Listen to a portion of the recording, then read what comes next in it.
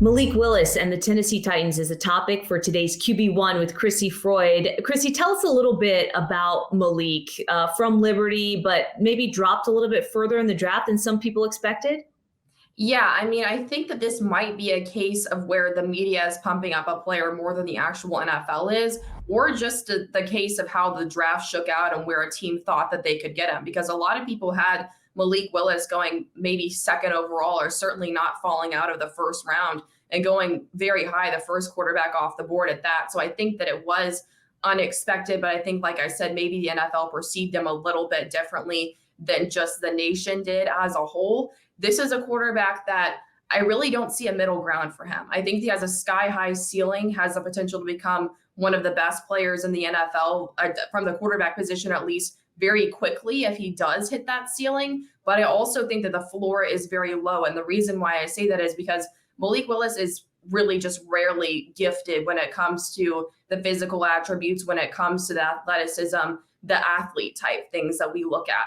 But I mean, you look at games like against ULL, these very small name opponents, and he's completing maybe somewhere around 40 to 50% of his passes. And then the touchdown interception ratio in some of these games is not good. I mean, there are some subpar secondaries, I believe 3 games with 3 interceptions against these defenses that were really nothing to write home about. And so Liberty didn't have the best supporting cast. So I think there are some question marks.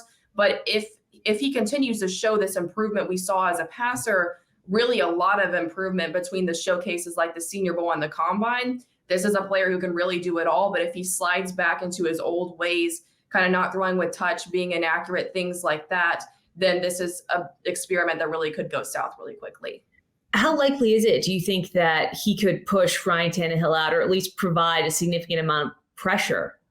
Well, I think the pressure is definitely already there. I mean, Ryan Tannehill didn't have a big standout year last year, and there are some question marks surrounding the Tennessee Titans quarterback situation. So I think that if this is a player that comes in, impresses in camp, does a lot of good things in practice, and then Ryan Tannehill really doesn't elevate himself moving forward this year, that, I mean, possibly sometime into next year, we could see Malik Willis at the helm of this offense.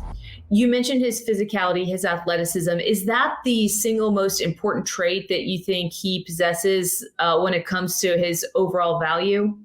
Yeah, I'd say that and arm strength. We said that he had like this Houdini-like mobility just because there were these plays where it looked like there was really nothing that was going to happen. And like he was in an impossible situation. He was able to use that to either extend a play and then make it into a touchdown or something great, or to use his legs and get it done himself. The only question mark about that is how much can he do that against NFL defenders? But if it translates okay, then that's going to be a really rare trait, something that's going to be really exciting for the Titans to put into motion with this offense.